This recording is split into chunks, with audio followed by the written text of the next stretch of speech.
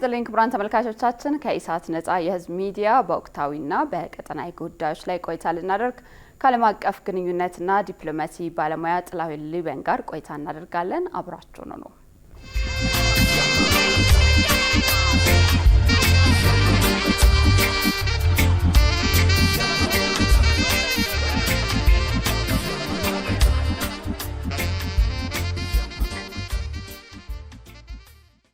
ጥሪያችንን አክብረው እዚህ ስቱዲዮ ድረስ ስለተገኙ እጅግ አድርጌ ያመሰግናለሁ። እንደው ለመነሻነት በኢትዮጵያ በተለይም ደግሞ በትግራይ ክልል የተፈጠረው ውጥረት ኢትዮጵያ ከኤርትራ ጋር የገባችበትን ውጥረት ስጋት ውስጥ የሚጥል እንደሆነ ይገለጻል። ኢትዮጵያ ከኤርትራ ጋር የአሰብ ወደብን ተከትሎ ለረጅም ዘመናት የቆየ ውዝግም እንዳለ ይታወቃል። በተለይም ደግሞ በትግራይ ክልል የተከሰተው ውጥረት በኤርትራ በኩል ላለው ውጥረት ስጋትን የሚፈጥር በመሆኑ በኢትዮጵያ በኩል ሊወሰዱ የሚገባቸው የቅድመ ጥንቃቄ ስራዎች ምን ሊሆኑ ይገባል እንደመነሻነት እናንሳ። እኔም እጅግ አድርጌ አመሰግናለሁ። ኢሳት ቴሌቪዥን በሀገራዊ ጉዳይ ላይ እንድናወራ ስለጋበዛችሁኝ። ከዚህ ቀደም እናወራ ነበረ፣ አሁን ደግሞ እንደ አዲስ እንግዳው በመምጣቴ በግሌ ደስ ይለኛል። እጅግ አድርጌ አመሰግናለሁ። ጥሩ ጥያቄ ነው ያነሳሽው። ኢትዮጵያ ውስጥ ያለው ችግር እንዳልሽው ያሳስባል፣ እኔም እንደዘጋ ያሳስበኛል። ችግሩ ደግሞ እንደ ኢትዮጵያ ብቻ ሳይሆን የቀጠናም ችግር ነው። እንደምታስታውሹ ኢትዮጵያና ኤርትራ ከለውጡ በፊት ለ20 ዓመታት በነበረው አገዛዝ ሁለቱ ህዝቦች ተለያይተው ነበረ። ለውጡን ተከትሎ ክቡር ዶክተር አብይ አህመድ ወደ ስልጣን ከመጡ በኋላ በኢትዮጵያና በኤርትራ መካከል ያለው ችግር በዲፕሎማሲያዊ ድርድር ተፈቶ ጠቅላይ ሚኒስትራችንም በዓለም የኖቤል ተሸላሚ መሆናቸውን ሁላችንም እናስታውሳለን። ሁላችንም ነበር ደስ ያለን። ምንም እንኳን ግንኙነቱ ህዝብ ለህዝብ ከመሆኑ አንፃር የራሱ ክፍተት ቢኖረውም የኤርትራ ህዝብና የኢትዮጵያ ህዝብ እንደምታውቀው አንድ ህዝብ ነው። በፊትም አንድ ነበርን፣ ከጎረቤትም ያለፈነን። በመጨረሻም ለውጡ በሂደት ላይ ያለ የሰሜኑ ጦርነት ተከፈተ። የሰሜኑ ጦርነት ሲነሳ እንደምታስታውሽው ጦርነቱ አውዳሚ ነበር። በዛ ጦርነት ኢትዮጵያና ኤርትራ ወደ ሰላም በመምጣታቸው ኤርትራውያኖች ወይም ሻዕቢያ በጦርነቱ ተሳትፏል። መሳተፉ እንደ ጎረቤት ሀገር የራሱ የሆነ ፖለቲካዊ ዳራ አለው። ጥሩ ነው መጥፎ ነው የሚለውን ወደዛ ውስጥ አልገባም። ዞሮ ዞሮ ኢትዮጵያና ኤርትራ ችግራቸውን በንግግር ፈተው በሰሜኑ ጦርነት አንድ በመሆን ህወሓትን አሸንፈዋል። ይህ ሀቅ ነው። ይህንን መካድ የለብንም። ችግር የመጣው ከሰሜኑ ጦርነት በፕሪቶሪያው ስምምነት ከተቋጨ በኋላ በኢትዮጵያና በኤርትራ መካከል ያለው ግንኙነት ወደ ነበረበት የመመለስ ሁኔታ አዝማሚያ እያሳየ ነው ያለው። ያው እንደምታውቁ ከዚህም ከዛም ብዙ ጸባጫሪ ንግግሮች እየተካሄዱ ነው ያሉት። እነዚህ ለሁለቱም ህዝብ አይጠቅሙም። የኤርትራ ህዝብም የኢትዮጵያ ህዝብም ጦርነትን አይፈልግም። የሚፈልጉት ሰላምን፣ አንድነትን፣ ብልጽግናን ነው የሚፈልጉት። ችግር ያለው በዛም በዚህም ያለው የፖለቲከኞቹ ችግር ነው ብዬ ነው መውሰድ የምንችለው። አሰብን አንስተሻል። አሰብ በታሪክ የኢትዮጵያ አካል ነበር። በታሪክን ደግሞ አሰብ ብቻ ሳይሆን ቀይ ባህር የአበሻ ባህር ተብሎ ነበር የሚጠራው። ያ ማለት ኢትዮጵያ ባለቤት ነበረች ማለት ነው። አሁን ወደዛ መመለስ አንችልም። ዓለም አሁን ተለዋውጧል። በየሀገሩ የተለያዩ ድንበሮች ሁሉ አዳዲስ ሀገራት ለምሳሌ ደቡብ ሱዳን ማንሳት ትችላለሽ። የራሳቸው ሉዓላዊ ሀገሮች ናቸው። በተመሳሳይ ኤርትራም ሉዓላዊ ሀገር ነች። ከኤርትራ ጋር ያለንን ጥያቄ በሰላማዊ በድርድር ባለም አቀፉ የባህር በር ህግ መሰረት ጥያቄያችን አግባብ በሆነ መልኩ ነው ማግኘት ያለብን እንጂ በኢትዮጵያና በኤርትራ መካከል ጦርነት በመግባት ወይም አላስፈላጊ ዲፕሎማሲያዊ ጫና ውስጥ ገብተን ሁለቱንም ህዝቦች መጉዳት አለብን ብዬ እኔ በግሌ አላስብምና ችግሮቹን የሚፈቱት በንግግር ነው። የኢትዮጵያ የባህር በር ጥያቄም ዓለም አቀፍን ህግ መሰረት በማድረግ መብታችን ነው። የዓለም አቀፉ የባህር በር ህግ የባህር በር የሌላቸው ሀገሮች የባህር በር ካላቸው ሀገሮች የመጠቀም እኩል የመጠቀም መብት አላቸው የሚለው። የባህር በር ያላቸው ሀገሮች ባህሩን እንደፈለጉ ራሱ መጠቀም አይችሉም። ለምን? ባህር የዓለም ማህበረሰብ ነው። የኤርትራ የሶማሊያ የሚባል ባህር የግል የለም። ለምሳሌ ህዳሴ ግድባችን ማንሳት ይችላል። ህዳሴ ግድቡን እኮ ሙሉ በሙሉ አሁን ማቆም አንችልም። ማቆም የማንችለው የዓለም አቀፍ ህግ ስለሚጻረር ነው። እኛ የሚገባን ነው የማይገባን ደግሞ ለታች ተፋሰስ ሀገራት እንደዚሁ አሁን እንለቃለን ማለት ነው። በተመሳሳይ የባህር በር ጉዳይም ከዚህ ጋር የተገናኘ ነው። ከኢትዮጵያ የወደብ ጥያቄ ጋር በተገናኘ የአልጀርሱን ስምምነት እናንሳ። የአልጀርስ ስምምነት በቀድሞ ጠቅላይ ሚኒስትር መለስ ዜናዊና በኤርትራው ፕሬዝዳንት ኢሳያስ አፈወርቂ ጋር የተደረሰ ስምምነት ነው። የዛሬ 25 ዓመት ገደማ የአልጀርሱ ስምምነት ምን ነበር? እንደገናስ ደግሞ የአልጀርሱ ስምምነት ለምንድን ነው የኢትዮጵያንና የኤርትራን ችግር መፍታት ያልቻለው? ጥሩ የአልጀርስ ስምምነቱ እንደምታስታውሸው ከ1983 ዓመተ ምህረት ሻዕቢያና ህወሓት ደርግን አንድ በትብብር ተዋግተው አሸንፈው ስልጣን ይዘዋል። ስልጣን በያዙ ማግስት ኤርትራ ተገንጥላለች። ኤርትራ ስትገነጠል የራሱ እንዳልኩሽ ፖለቲካዊ ዳራ አለው። የራሳቸው መሪዎች የራሳቸው ምክንያት አለ። ከዛ በኋላ ከተወሰነ ዓመታት በኋላ ጦርነት ተጀመረ። በኢትዮጵያና በኤርትራ መካከል ጦርነት ተጀምሮ የነበረውን አውዳሚ ጦርነት ሁላችንም እናስታውሳለን፣ ተምረነዋል። ያ ጦርነት የተቋጨው በአልጀርስ ስምምነት ነው። አልጀርስ ስምምነት በዋናነት በሁለቱ ሀገራት መካከል ያለው ችግር በጦርነት ሳይሆን በንግግር መፈታት አለበት ተብሎ የአፍሪካ ህብረትም የተባበሩት መንግስታትም ጣልቃ ገብተውበት ጦርነቱ እንዲቆም ያደረገ መፍትሄ ነው። መልካም ነው። ጦርነት ለማንም ስለማይጠቅም ጦርነቱን ማቆማቸው መልካም ነው። የአልጀርስ ስምምነቱ ከዛ በኋላ እስከ ለውጡ እስከ ቅርብ ጊዜ ዶክተር አብይ አህመድ ወደ ስልጣን እስከመጡ ድረስ ኖ ዋር ኖ ፒስ በሚል ሁኔታ ነው የቆየው። ሁለቱ ሀገራት የአልጀርስ ስምምነቱን በኢትዮጵያም በኩል በኤርትራም በኩል እሰጣለሁ አልሰጥም በሚል ችግር ውስጥ ሆነው መሀል ላይ ድንበር ላይ ሁለቱም ጦር አስፍረው ነው የከረሙት ወይም የነበሩት። ዶክተር አብይ ወደ ስልጣን ሲመጡ ችግሩ እንዳልኩሽ በሰላማዊ መንገድ ተፈቷል።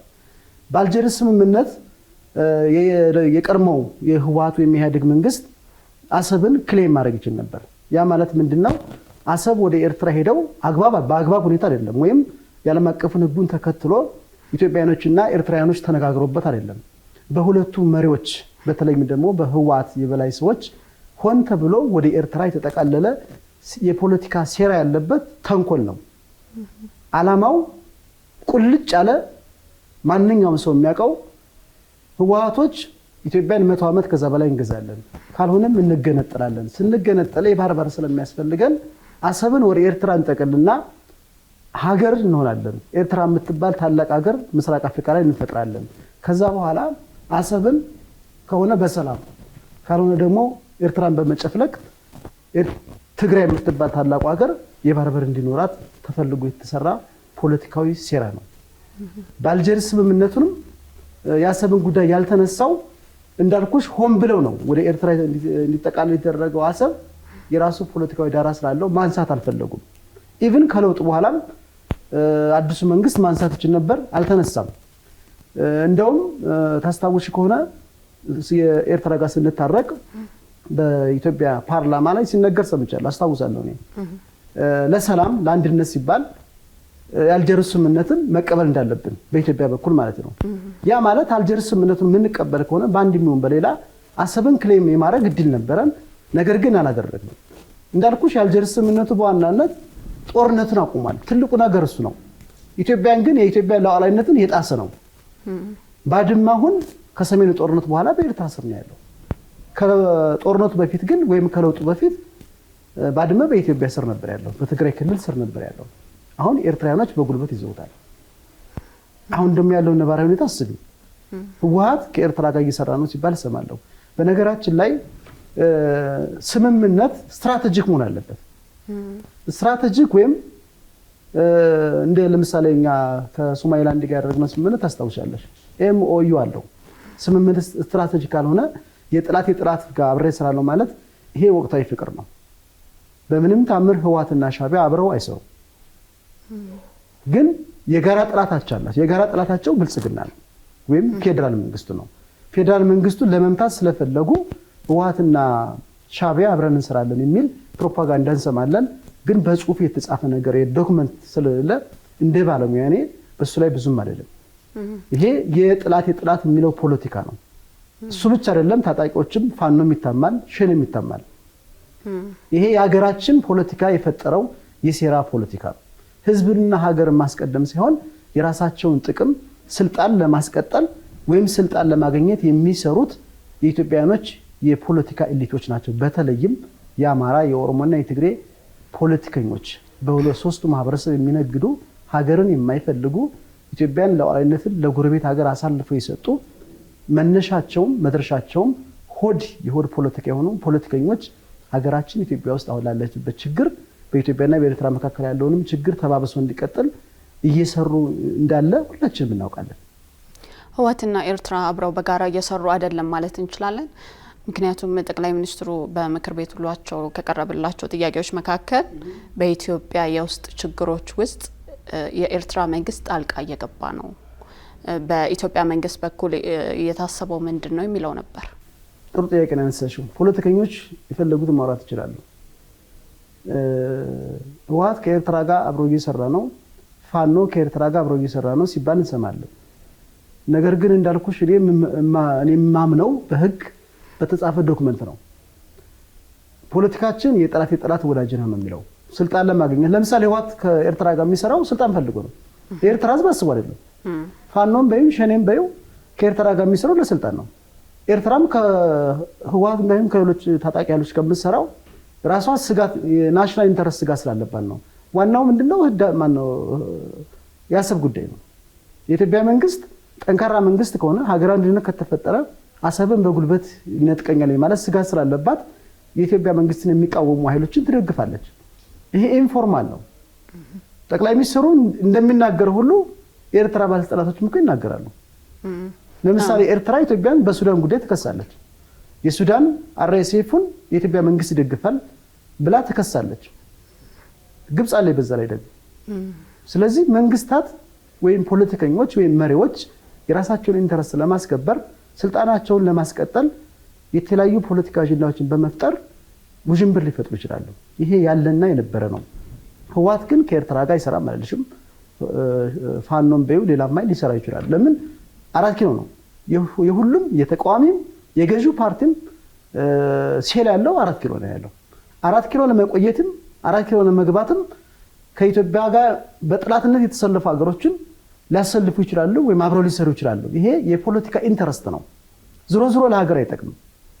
ለኤርትራ ህዝብ የሚጠቅመው ኤርትራ ህዝብ ነፃነቱ የታወጀ ነፃነት ያላት ምርጫ በየ5 ዓመቱ ምርጫ የምታስተናግድና ከኢትዮጵያ ጋር በጉርብትና አብራ የምትሰራ በሰጥቶ መቀበል መርህ አሰብን ኢትዮጵያ ተጠቅማ ሁለቱም ሀገሮች የሚበለጽጉበት የወታደራዊ ኃይላቸውን የሚያጠናክሩበትና አብረው በትብብር የሚያርጉበት ሀገር ነው የነበረባቸው ሁለቱ ሀገራት። ነገር ግን ይሄ አልሆነም። ለምን? ፖለቲካችን የሴራ ፖለቲካ ነው። ኢትዮጵያ ውስጥ ያለውም የሴራ ፖለቲካ ነው። በሰሜኑ ጦርነት የኢትዮጵያ መንግስትና የኤርትራ መንግስት አብረው ሆነው እንዳልኩሽ ህወሓትን ደቁሰውታል። የወጋሽን አካል ከሱ ጋር ወዳጅ የምትፈጥሪ ከሆነ የጋራ ጥላት አለሽ ማለት ነው። የጋራ ጥላታቸው ደግሞ የኢትዮጵያ መንግስት ወይም ብልጽግና ፓርቲ ነው። ይህንን ፓርቲ ለማስወገድ አብረው ይሰራሉ። ከዚህ ቀደም ይሰሩ ነበረ፣ አሁንም ይሰራሉ፣ ወደፊት ይሰራሉ። ይሄ የፖለቲካ አይዲዮሎጂ ነው። ይህንን ማስቆም አንችልም። ማስቆም የምንችለው ለኢትዮጵያ ህዝብና ለኤርትራ ህዝብ ክብር ስንሰጥ ነው። በጦርነት የሚያልቀው መከላከያ ሰራዊታችን ወጣቱ አምራች ወጣቱ ጥይት የሚጨርሰውን ለዛ ዜጋ ስናስብና የኢትዮጵያን ብልጽግና የኢትዮጵያን አንድነት በቀጠና ያላትን ተጽዕኖ ፈጣሪነትን ከማስቀጠል አንፃር የኔ ሚና ምንድነው የሚል የሀገር መሪዎች ስንፈጥር ነው። መሪዎች ብቻ ሳይሆን እንደ መንግስት መዋቅር ላይ ይሄን ደግሞ ለሁለቱ ሀገራት ለኤርትራና ለኢትዮጵያ ማለትን የሚጠቅም ሐሳብ ሲያመነጩና ሁለቱ ሀገራት በትብብር ሲሰሩ ነው እንጂ ያልጀርስም ስምምነቱን በዩ የትኛውም ስምምነት የራሱ የሆነ ጥቅም አለው፣ የራሱ የሆነ ጉዳት አለው። ሁለቱን ባላንስ አድርጎ ከማስኬድ አንፃር የመሪዎች ድክመት አለ። የኤርትራና የኢትዮጵያ ዲፕሎማሲያዊ መሻከር ምክንያት አንስተዋል። ያንንም ቅድም እርሶም እንዳነሱት የኢትዮጵያና የኤርትራ ግንኙነት የሻከረው የኢትዮጵያ የአሰብ ወደብ ፍላጎት ሳይሆን በሰሜኑ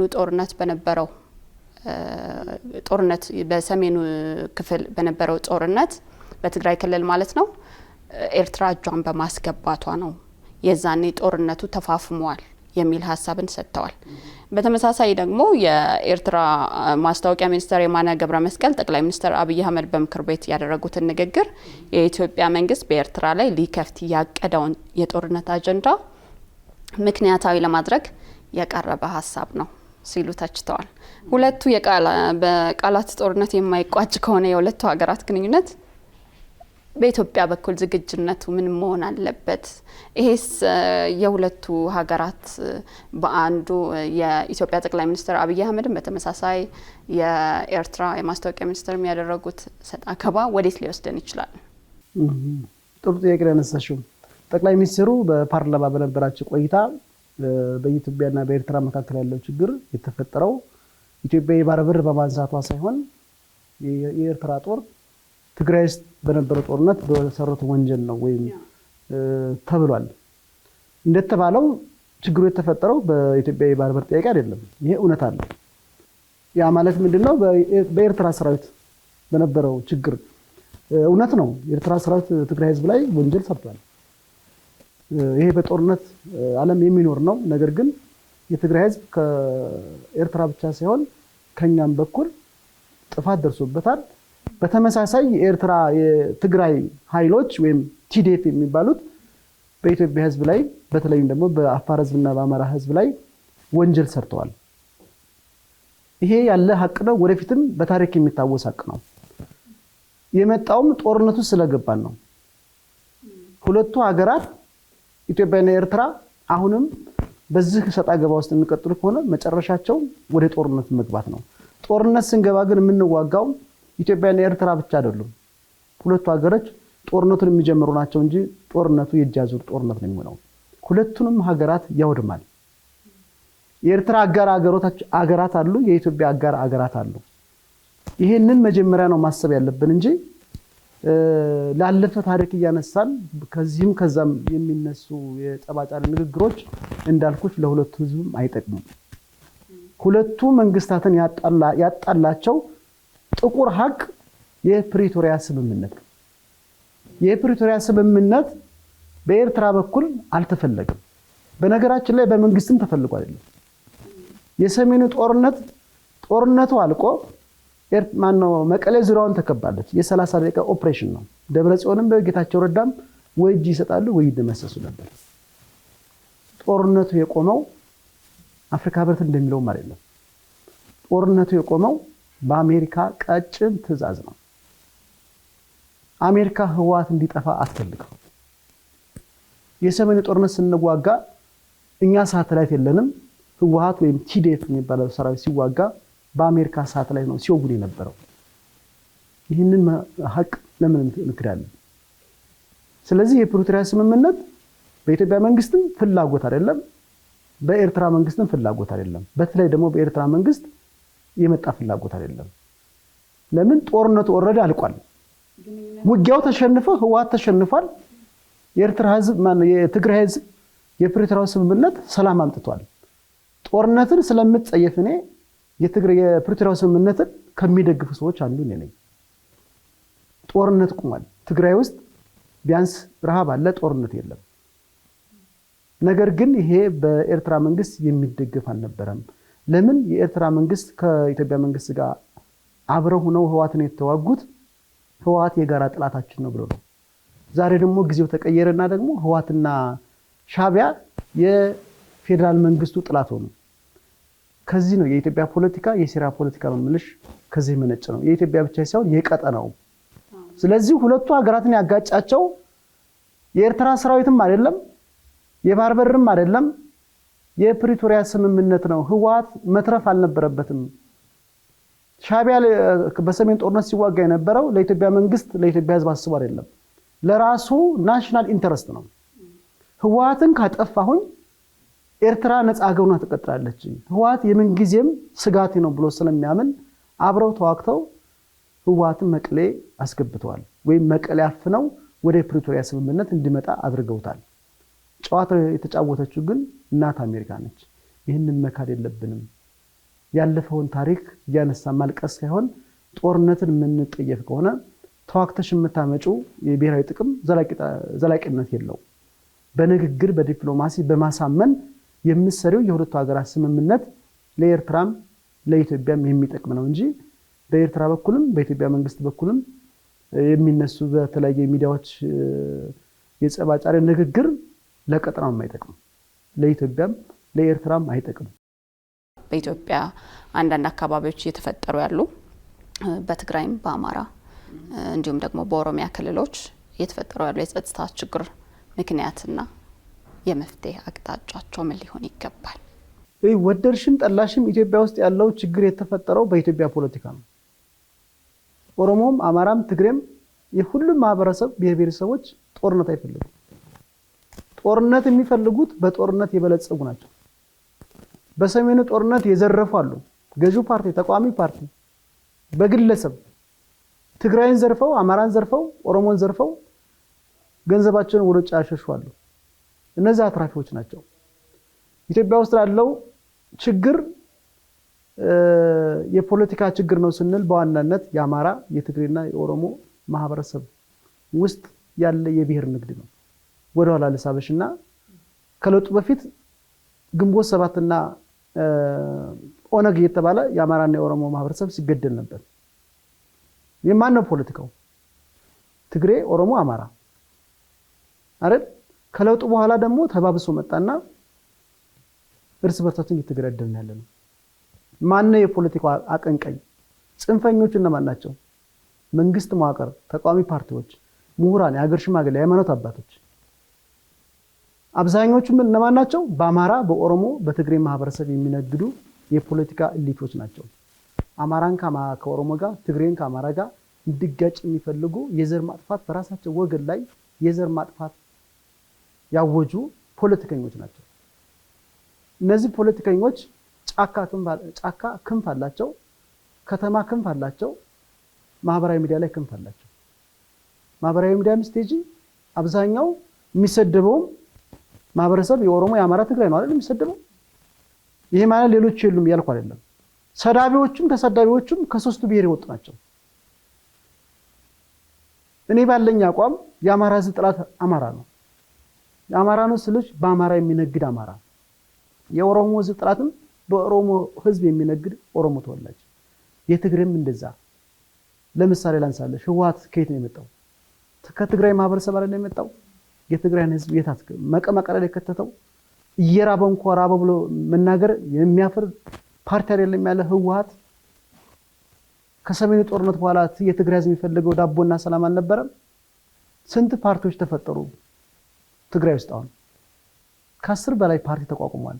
10ሩ ለትግራይ ህዝብ ያስቡ አንድ ፓርቲ መሆን አይችሉም? 10ሩም የተለያየ ኢንተረስት አላቸው። 10ሩም የትግራይ ፕሬዚዳንት መሆን ይፈልጋሉ። ሂጂ ኦሮሚያ ክልል ስንት ፓርቲ አለ? በኦሮሞ ስም። አማራ ክልል በአማራ ማህበረሰብ ስንት ፓርቲ አለ? ለምን አንድ ፓርቲ መሆን አይችሉም? እንደ ሀገር የሚያስፈልገን ጠቅላይ ሚኒስትሩ የሆነ መድረክ ላይ ሲናገሩ ሰምቻለሁ። ኢትዮጵያ የሚያስፈልጋት 2 ፓርቲ ነው። አንድ ገዢ ፓርቲ፣ አንድ ተቃዋሚ ፓርቲ። እንደ ሀገር የምናስብ ከሆነ 130 60 ምናምን ፓርቲ ለኢትዮጵያ አይጠቅምም። ኢትዮጵያ ውስጥ ግን ፓርቲ መመስረት ማለት እድር መመስረት ነው። ገብቶሻል? ፓርቲ ስትመሰርቺ ከብሔራዊ ከምርጫ ቦርድ የሚሰጥሽ ገንዘብ አለ። ያንን ገንዘብ ተቀበለሽ ዕቁብ ትጥያለሽ፣ ከዛ ፓርቲውን ትረሽዋለሽ። ሐሳብ የላቸውም ሲባል ገዢው ፓርቲም ሐሳብ የሌላቸው መሪዎች አሉ። ሀገርና ህዝብን የሚያስቀድም ከሆነ የትግራይ ጦርነት አይነሳም፣ አማራ ክልል ጦርነትም አንገባም፣ ኦሮሚያ ክልልም ሌላም ቤኒሻንጉልም ጋምቤላም። እያንዳንዱ ችግሮች ከጀርባቸው ያለ ፖለቲካ መሪ ማን ነው ብትይ ወይ ትግሬ ነው ወይ አማራ ነው ወይ ኦሮሞ ነው። ከዛ ማህበረሰብ ይወጣ የማህበረሰቡ የደም ነጋዴ ነው። ማህበራዊ ሚዲያ ስቴጅ እንደዛ ነው። አማራ ተራበ፣ ተፈናቀለ፣ ተገደለ ይልሻል አንድ አክቲቪስት፣ ግን ዳቦ ይገዛል። በሱ ስም ግን ዶላር ይሰበስባል በዩቲዩብ። በተመሳሳይ በኦሮሞ ህዝብ ማህበረሰብ፣ በትግሬ ማህበረሰብ፣ የትግራይ ማህበረሰብ በራብ ሲሞት ዳቦ የገዛት ትግራይ አለ እንደ ውጭ ሀገር እንትን አለ የለም። ሌሎች ኢትዮጵያኖች ይደረሱላቸው። ስለዚህ እኔ ባለኝ የፖለቲካ አረዳድ ኢትዮጵያ እየፈረሰች ያለችው በኦሮሞ በአማራና በትግሬ ማህበረሰብ በሚነግድ የፖለቲካ ኃይል ነው። እነዚህን የፖለቲካ ኃይሎችን የኢትዮጵያ ህዝብ ባንድ ነው ከብሔር ከቋንቋ ምሽግ ወጥቶ እንደ አንድ ሀገር ነው የምንታገለው። ኢትዮጵያን ብሔራዊ ጥቅም ማስከበር የምንሰራ ከሆነ ለውጥ ይመጣል።